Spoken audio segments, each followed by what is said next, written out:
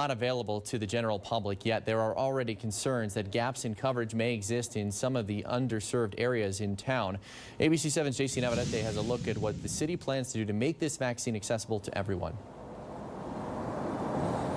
Eric, as we've been reporting, the Pfizer vaccine is going to be available this week, but primarily to healthcare workers, and then those will be the next to be vaccinated will be those who are the most vulnerable. So even though it's not available to the general public, there are already concerns about those gaps there in vaccinations for the general public when it does come to everyone getting it, whether it be in March, April, or of course in those summer months. Now, the biggest difference here is that unlike the influenza vaccine, this is not going to be given at firehouses. The fire department today saying that there's just simply not enough manpower to administer this vaccine. It does take about 10 minutes per person. So again, about 6 people can be vaccinated in an hour per service area. So the fire department is going to be not an option when it does come down to vaccinating the general public. However, Angela de la Mora says that the public health department is taking a very close look at the El Paso map to make sure that there are no major gaps in coverage.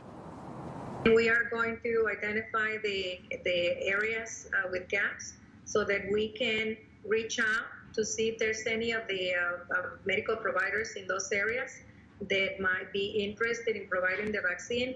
And the other option is that through deployment teams, we would be also able to deliver the vaccine to those areas.